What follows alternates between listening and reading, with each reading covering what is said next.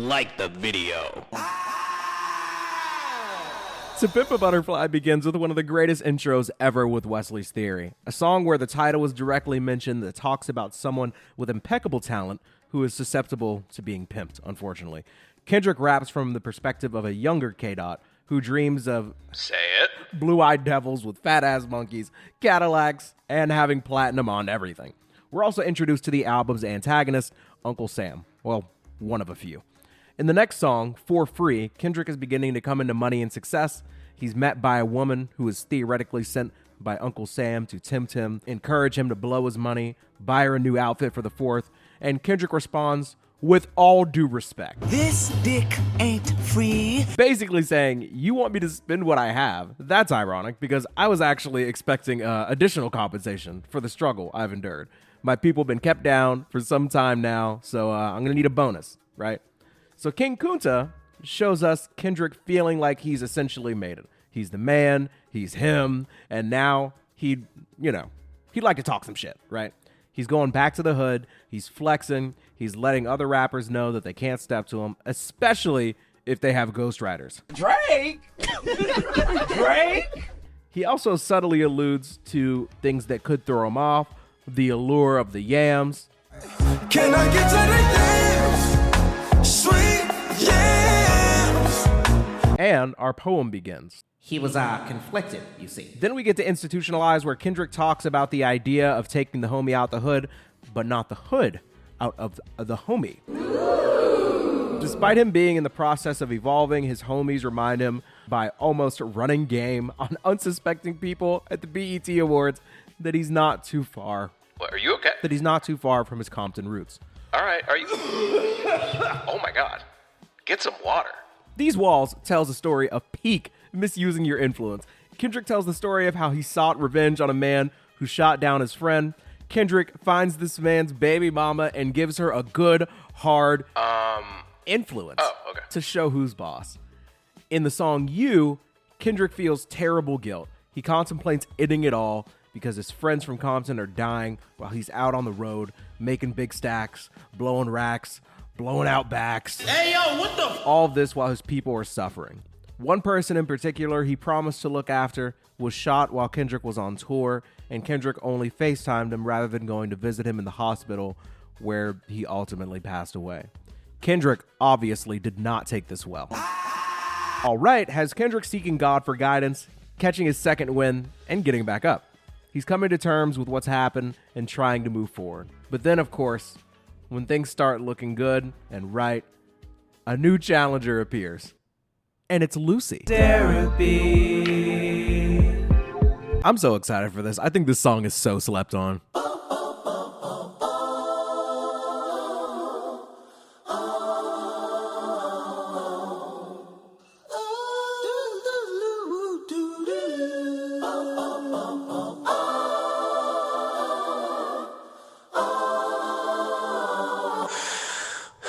This song is produced by Taz Arnold with additional production by Soundwave and Terrace Martin with vocals from Bilal. And I also think SZA finds her way on here too at some point as far as the vocals go.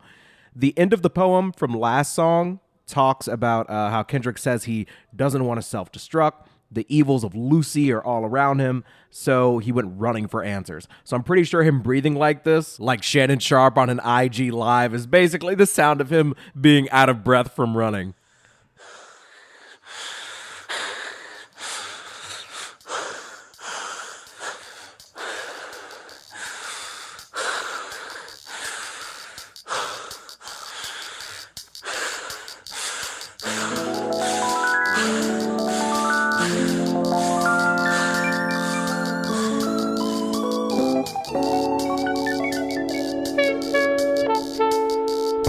I just like how the breathing is like so out of rhythm and sporadic, but then he starts to breathe like in tune with the beat. Like, I just think that's such a cool little touch.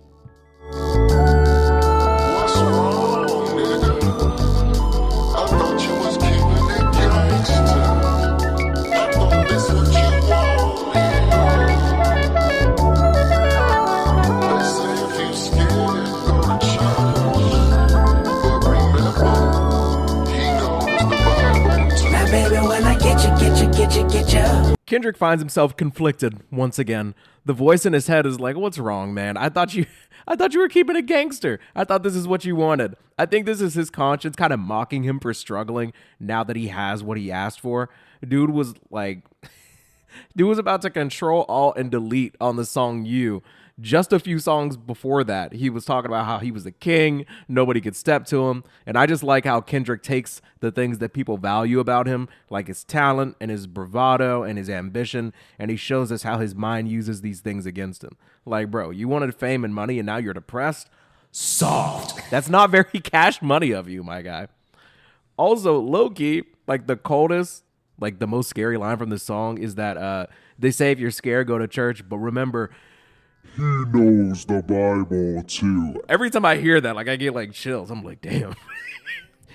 He knows the Bible too. Also, spoiler alert, the he that's being referred to is Lucifer. In the Bible, Lucifer was one of the most beautiful angels. He was basically like he was like God's top 3 before he got banished to the shadow realm. I like how Kendrick states that wherever you're going to find solace or peace or look for guidance or grace, Bad Choice Road is right there waiting for you. So yeah, let's tap into the chorus. Get you.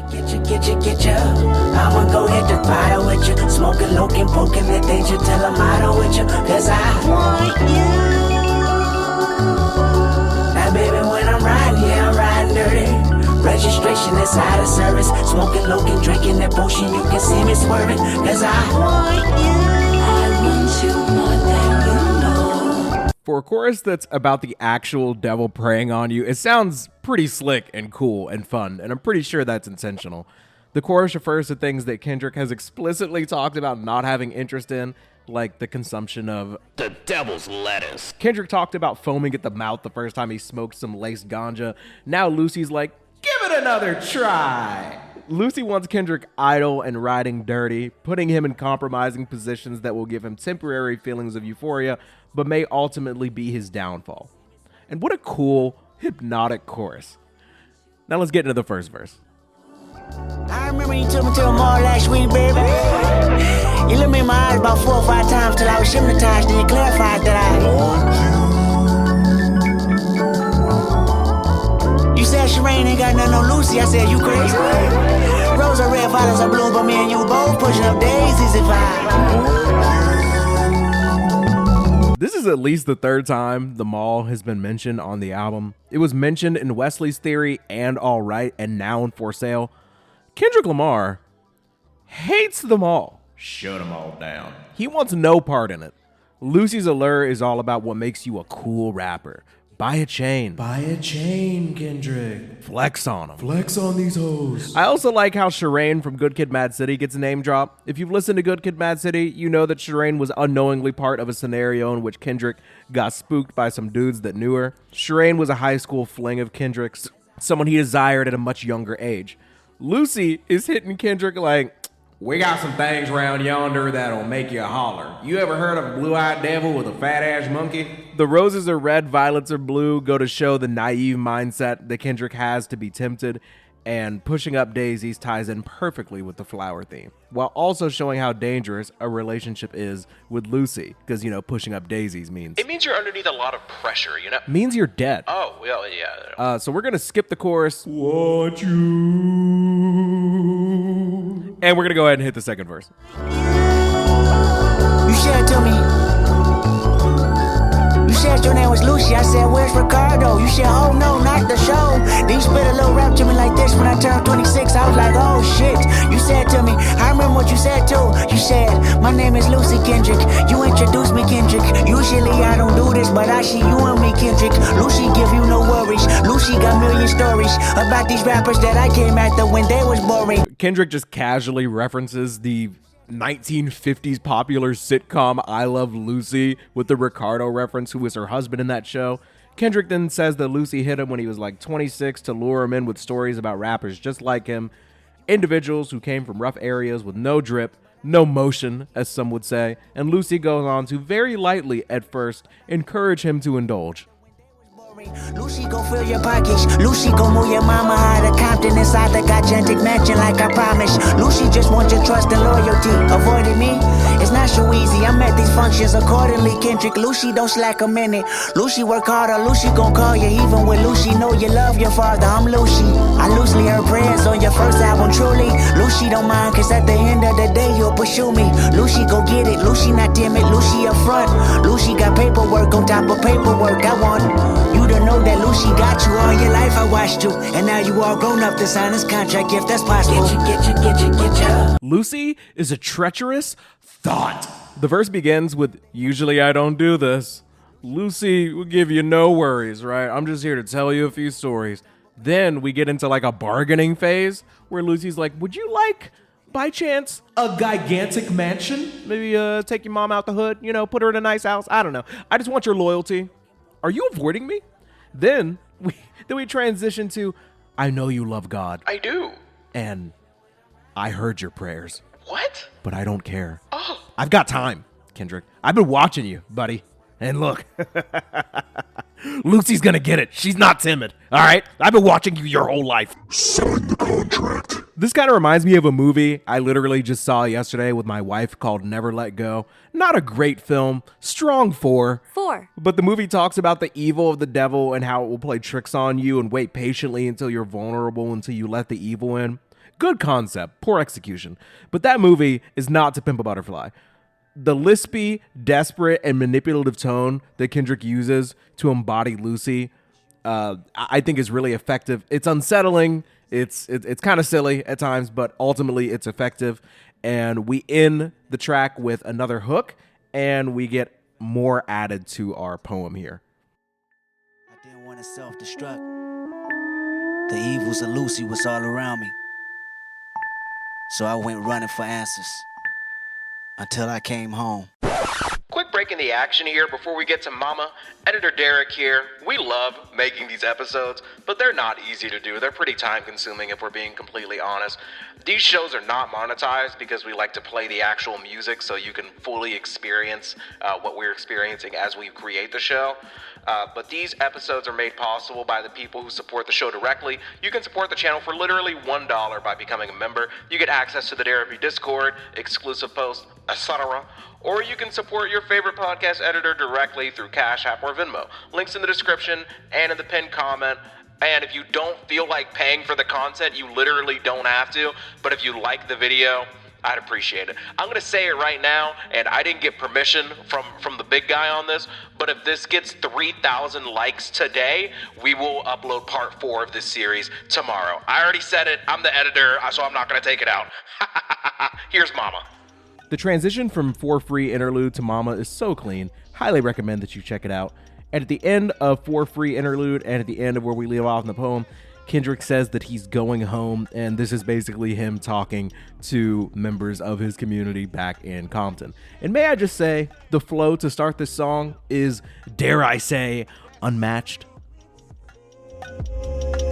This feeling is unmatched. This feeling is brought to you by adrenaline and good rap. Black Pendleton, ball cap. West, west, west. We don't share the same synonym, far back. West, west, west. Been in it before internet had new acts. Mimicking radio's nemesis made me whack. My innocence limited, the experience lacked. 10 of us with no tentative tactic that cracked. The mind of a literate writer, but I did it in fact. You admitted it once I submitted it, wrapped in plastic. Remember scribbling, scratching, diligent sentences backwards, visiting freestyle ciphers for your reaction. After Lucy took their best shot at him, Kendrick still feels like a free man, and possibly an enlightened one. He's solely running off of adrenaline and good rap at this point. The black Pendleton shirts and ball caps were what he was accustomed to seeing when he was growing up in Compton. And I also like how we get that west, west, west ad-lib in the background that just kind of like sets the scene. Kendrick then reminisces about how his influence was shaped more by just what he was hearing on the radio as opposed to like internet rap culture.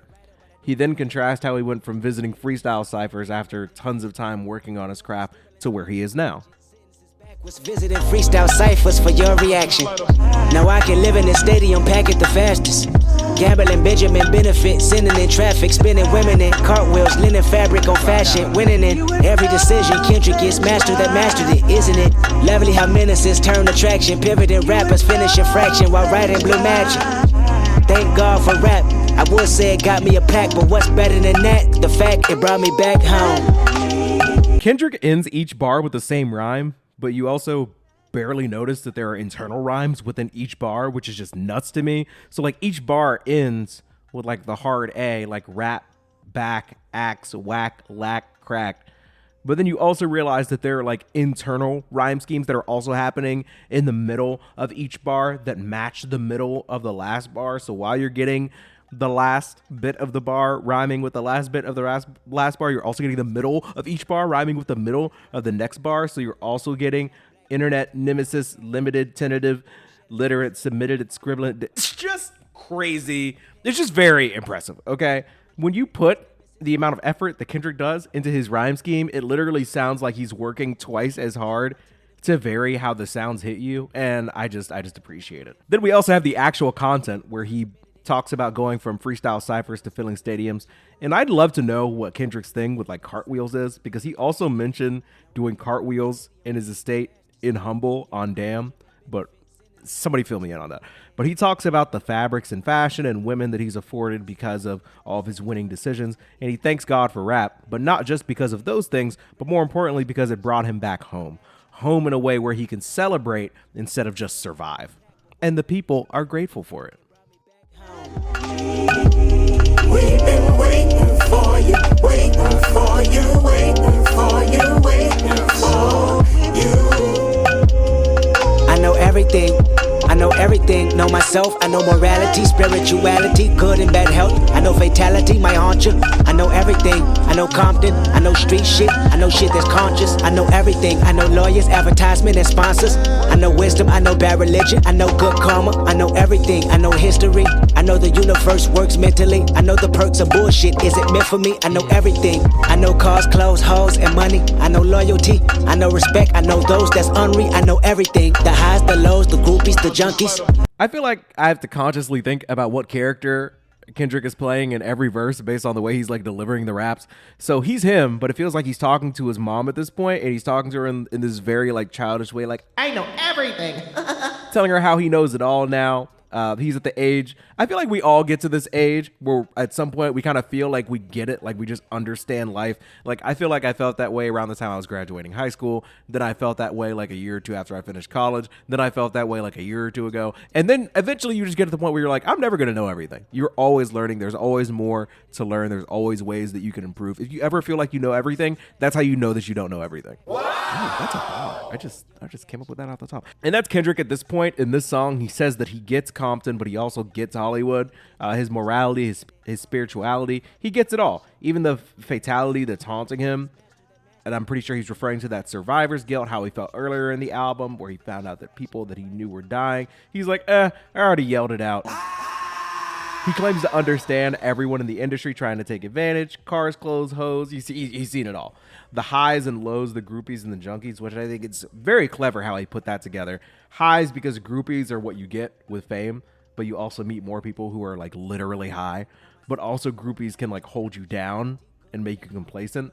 And junkies, they're like literally getting high, which gives you like that euphoric feeling, but also you literally feel low after you come down from like any drug or alcohol abuse. Like it's just very clever in my opinion. Then we get an example of how he shouldn't flaunt him being charitable because God is going to reward you, but he's also literally rapping about how he's charitable.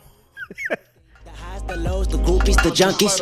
I know if I'm generous at heart, I don't need recognition. The way I'm rewarded, well, that's God's decision. I know you know that line's for Compton School District. Just give it to the kids, don't gossip about how it's distributed. I know how people work. I know the price of life, I'm knowing how much it's worth. I know what I know, and I know it well not to ever forget.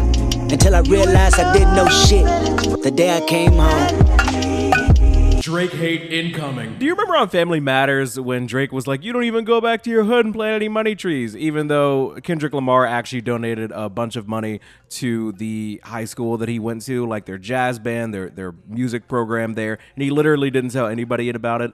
He actually was in an interview with somebody where they were asking him about what he donated and why he did it. And he was like, where did you even hear that? I wasn't trying to make that a public thing. So Kendrick, even though he is rapping about it here, he is the type of guy to donate money to a place and not really tell anybody about it.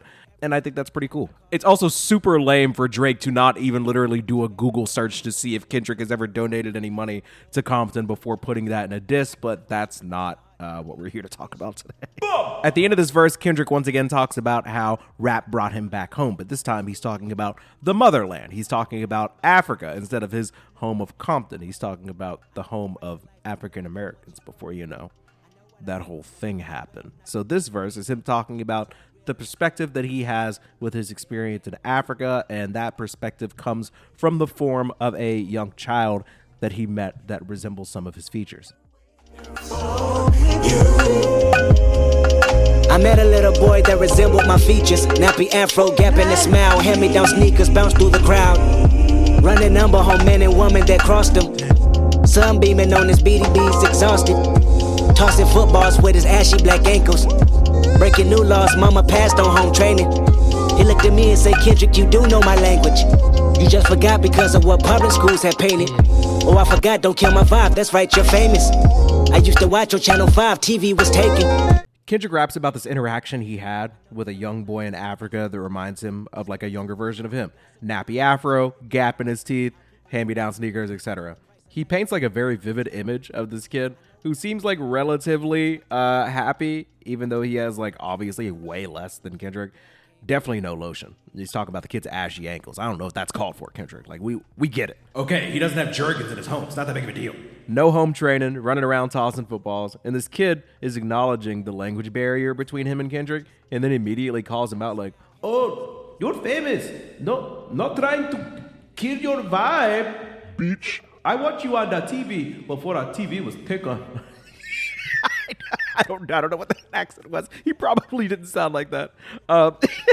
But their interaction continues, and I find the second half of this verse much more intriguing.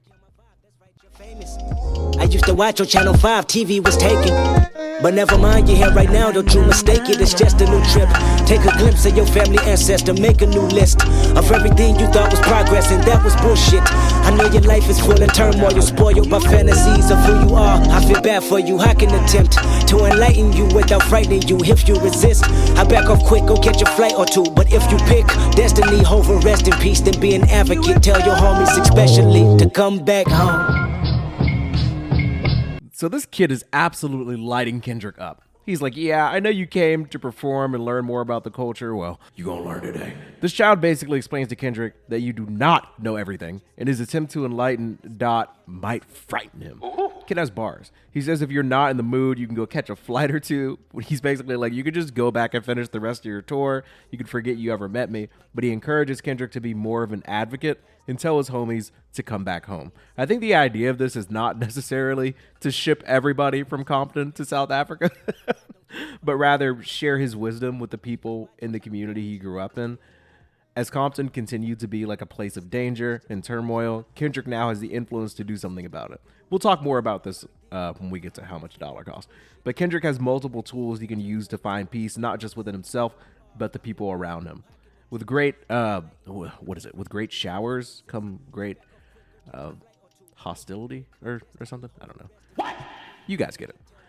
Kendrick uses this song to talk about how far his journey has taken him, but also how far he still has to go. He goes home to Compton, telling his homies and his moms that he understands everything, he made it, he gets it, he knows everything. And then he goes to Africa and he realizes he still has a long way to go. Now, before we move on to our next song, let's listen to this crazy yapping Kendrick outro. This is a world for me. I've been looking for you my whole life, and every time for the feeling I can barely describe. When you reside, is it in a woman, is it in money or man? Tell me something, got me losing my mind. You make me wanna jump. Let's talk about jump. Let's talk about jump. Let's talk about jump. Let's talk about. I've been looking for you my whole life, and every time for the feeling I can barely describe. When you reside, is it in a woman, is it in money or man? Tell me something, think I'm losing my mind. I say where you at, from the front to the back. I'm looking for you, I react only when you react. I thought I found you back in the ghetto when I was 17 with the 30th special. Maybe you in a dollar bill, maybe you're not real, maybe only the wealthy get to know how you feel. Maybe you're get you anyway. Don't lie to me, I'm suicidal anyway. I can be your advocate, I can preach for you if you tell me what the matter is. I love how Kendrick just slaps 40 seconds of some rapping that goes harder than most rappers ever will at the end of a track that's just fading out. It's pretty clear at this point in the song, Kendrick is having like an existential crisis. The dude sounds frantic, panicked. He kind of sounds like how Childish Gambino looks at the end of that This Is America video. He's looking for purpose. He doesn't know if it's in a woman or money or mankind. He has an appetite that he can't satisfy, a void that he can't fill. It kind of reminds me of the song You, because we have another allusion to self-harm. He talks about not being needed. There's a reference to the conflict in Good Kid, Mad City, I believe, where he's got a 38 on him, where he's 17 years old, and this made him feel like strong and secure back when he was, keeping it gangster. This album is just constantly pulling you different ways. Every time you think our boy's getting it together, he's freaking out again. Name a more conflicted man. I'll wait. Speaking of complete shifts, let's listen to Hood Politics next. K-Dot, pick up the phone, nigga. Every time I call, it's going to voicemail. Don't tell me they got you on some weirdo rap shit, nigga.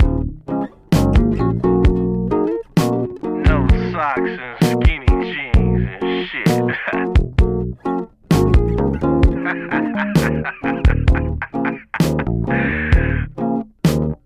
Call me on Shanika's phone. What a mean-ass fictional voicemail this is. Like, hey, pick up the phone. Every time I call, it's going to voicemail. What are you, my girlfriend? Weirdo rap shit, no socks and skinny jeans? Who do you think I am? Lil Wayne? Nah, but this voicemail apparently it's Dr. Dre, which, and he's playing the part of one of Kendrick's friends, which is hilarious and honestly kind of hard for me to believe. Like, I haven't listened to a lot of Dr. Dre talking or rapping, but I just didn't know that he had this in him. Like, it just doesn't sound like him to me. Oh, weirdo rap shit. It's just, I don't know. I just didn't think he sounded like that. But yeah, this is another instance where Kendrick is showing that he feels detached from the homies ever since he blew up. And similarly to For Free, Kendrick is going to respond with all due respect.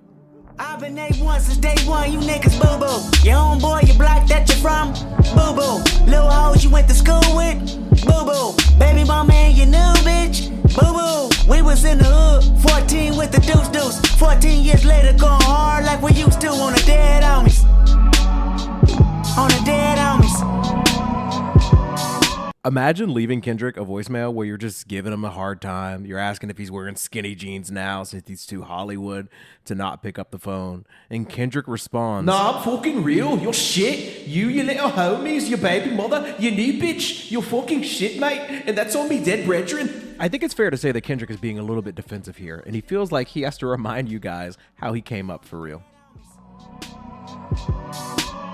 I don't give a fuck about no politics and rap, my nigga. My little homie stunner deuce ain't never coming back, my nigga. So you better go hard every time you jump on wax, my nigga. Fuck what they talk about, your shit is where it's at, my nigga. Came in this game, you stuck your fangs in this game. You want no chain in this game, your hood, your name in this game. Now you double up, time to bubble up the bread and huddle up. Stick it to the scripts, now if them Benjamins go cuddle up. Skip, hop, drip, drop, flip, flop with the white tube sock. It go.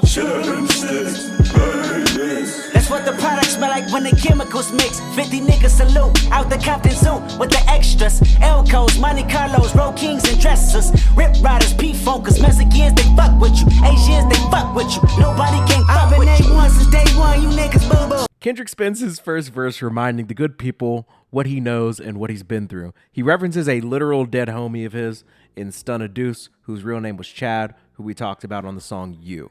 He's basically hyping himself up, saying he has to go hard for the dead homies and remember to keep it 3 stacks, no Andre. He also talks about how he has his fangs in the game, but wore no chain in the game, which I never really thought about, but now that I think of it, I've never seen Kenny rocking a chain for real.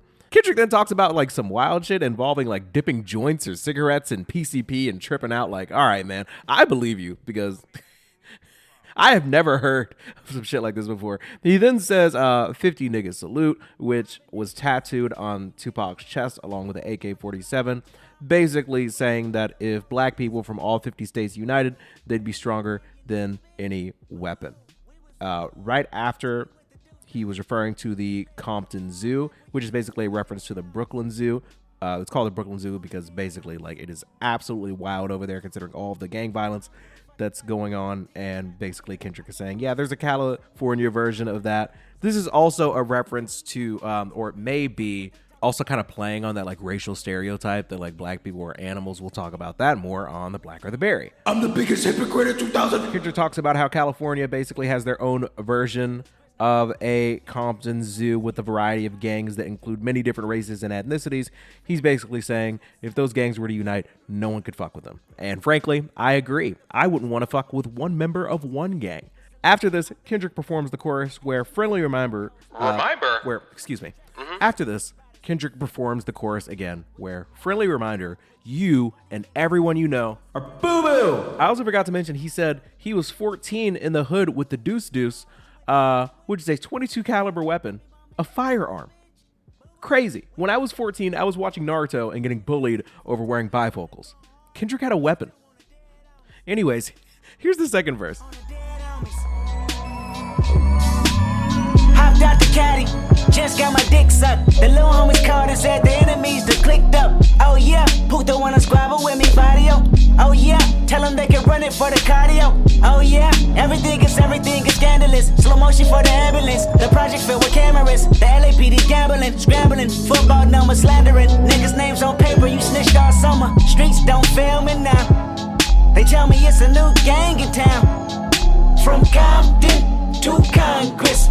Set tripping all around. Ain't nothing new but a fluid new Democrats and Republicans. Red state versus a blue state, which one you governing? They give us guns and drugs, call us thugs, making they promise to fuck with you. No condom, they fuck with you. Obama say what it do. I have so much to say about this verse. So the verse begins with Kendrick painting just a lovely picture. You wake up, you get some homies call and say the ops are squadding up and it's not to play Fortnite. Kendrick's like, oh, puto want to squabble in mi barrio. We run it like cardio. Kendrick is suddenly down to go to war with our Southern Browns. Then we get the line, everything is everything. I have a saying where I say nothing is everything, but everything is something. When it comes to gang violence, everything is actually everything. Like nothing is being let slid at all. In fact, people are sliding on you for minimal things. Slow motion for the ambulance is kind of sad to think about because they're just taking their sweet ass time pulling up knowing that human lives are at stake. And LAPD gambling and scrambling, I believe, means that law enforcement is being reckless in how they respond to these high intensity situations. Then Kendrick likens gang violence to what's happening in politics, and this is fascinating. This is honestly ahead of its time because the liberals versus conservative, the red versus blue stuff has never felt so divisive in my entire life, in all my years. If you ask me if I lean blue or red, I'm gonna tell you straight up, I lean a little bit both ways. Like I'm bi-curious when it comes to politics because I would rather get along with everybody than commit to one side and then have like 100 million ops. Like to me, it's not that deep for me. I would just prefer to like people based on how they treat me and the people close to them. But whatever. I just think it's crazy that like if you tell some people that like you're voting red or you're voting blue, they'll literally be like, you are the reason our country is going to fall. It's life or death. That's gang shit, by the way. Like you're literally talking like a gangster. Like if you go with this color, like people will die. I feel like that's a crazy way to talk about elections, but whatever. Okay. Democrats and Republicans, you know? But Kendrick was ahead of his time when he was talking about this because regardless of how long Obama was in office, for example, Kendrick's friends are still dying. So, like, what does that mean, you know? Kendrick's basically saying that Obama's got to catch some smoke, too. And, you know, Obama, what to do? They promised to fuck with you could work both ways. Like, they fuck with you, like, oh, we're cool. They fuck with me. But also in the same way, like, they fuck with you, like, dude, they're fucking with you. Like, it's not good. So yeah, very, very interesting, very thought-provoking verse that I very much appreciate. And no matter how many times I listen to it, I always find myself pondering like all of the different things that it could mean when it comes to red versus blue. No Halo 3. Okay. Anyways, after discussing politics in a very elegant way, we move to rap politics. Oh, of course, after Kendrick is like, "You're boo-boo." Everybody wanna talk about who this and who that, who the realest and who whack, or who white and who black. Critics wanna mention that they missed when hip-hop was rapping. Motherfucker, if you did, then Killer Mike could be platinum. Y'all priorities fucked up, put energy in wrong shit. Hennessy and Crown Vic, my memory been gone since. Don't ask about no camera blocking at award shows. No, don't ask about my bitch, no, don't ask about my foes. Unless you asking me about power, yeah, I got a lot of it. I'm the only nigga next to Snoop that can push the button. Had the coast on standby. K-Dot, what up? I heard they opened up Pandora's box. I boxed in my land by a landslide. Nah, homie, we too sensitive. It spill out to the streets. I make the call and get the coast involved in history repeat. But I resolved inside that private hall while sitting down with Jay. He said it's funny how one verse can fuck up the game. I've been A1 since day one, you niggas boo-boo. So we're going to start from the end and work our way up. Kendrick references the Control verse, which honestly deserves an entire episode on its own. But long story short, Kendrick says he had a conversation with Jay-Z after dropping his Control verse, where he called out a bunch of rappers by name and said he wanted to murk all of them. Drake, Tyler, Mac Miller, Big Sean, Wale, Cole, Meek, Jay Electron, Pusha, just everybody. Kendrick also said that he was the king of both coasts, which I imagine many people on the East Coast did not take well. Ultimately, he says that he had a conversation with Jay-Z because people would be far too sensitive about it and they would not just keep it rap. People could die. And Kenny does not want that. What happened to Pac and Biggie was crazy. How did they both die and we still don't know who did it? I just think that's absurd. If you're listening to this right now, could you leave like a documentary or something in the comments of like where I could go to find more information about this? How do we not know who killed these people? That's insane. But I did hear from somebody who was alive around that time. Old head. They told me that they do know who they believe was behind it. And all I'm going to say is if you ask them about that person and you said, did he do it? The person that I talked to would say, he did. But anyways, Kendrick claimed him and Snoop were the only ones on the West Coast with the power to hit that button. And Kendrick was like, damn, bruh. I don't know why people on the West Coast are gearing up for war. I was literally talking about murdering with a pen, like with rap verses. Y'all gotta chill. And Jay-Z sucks for a lot of things, but this was a good thing. Sitting down with Kendrick and lowering the temperature was pretty chill.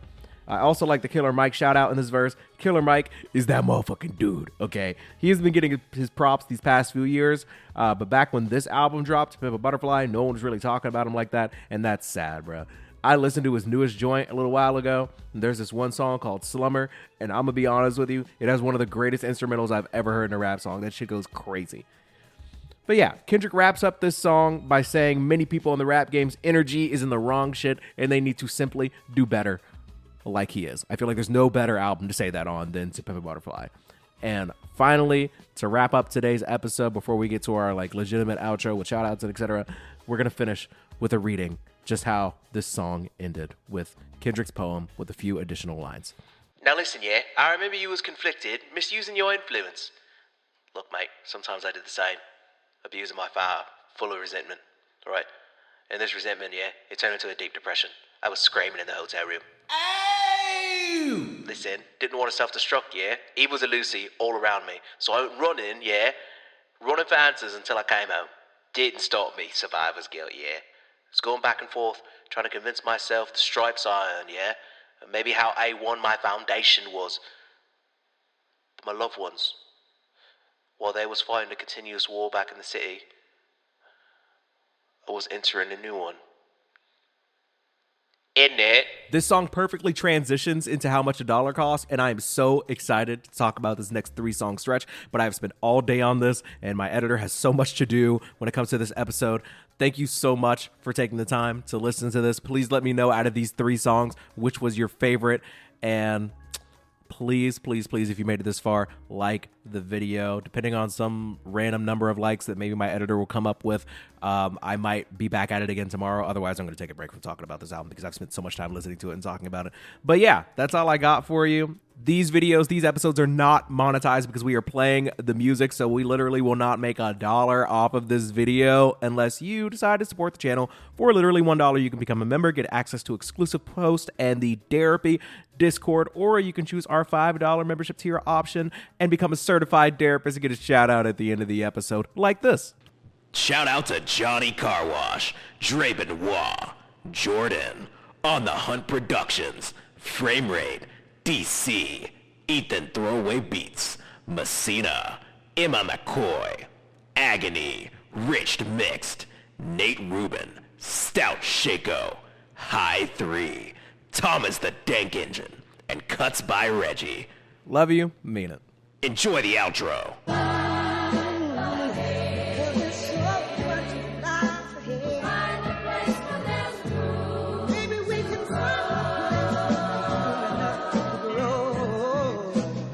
Stay high and holy, ain't into watches, don't mind the rollie. I ain't a pastor, you bastards, I keep a black pistol. Chubby young jit talk slick, rolling like roly-poly. At 15, my girlfriend was thick, and she would slowly blow me. I would beat it down, wish she'd come up rhyme. She was dying, she would help me sack up my Nissan dime. She was fine, I was in my feelings, I was out my mind. It's that teenage love, making love no glove. It's that abortion money, gotta get it up. It's that I still feel like we still killed our baby girl. It's that it get worse, I had a baby by her thugs. It's that finally understand why women go to church and hum. You can hear them with a hurt so deep they heart can't come back from. Smile and make each other come, but could not overcome the slum. I remember the last time that we made love on the mama's sofa. Told me she was pregnant by this older nigga and it's over.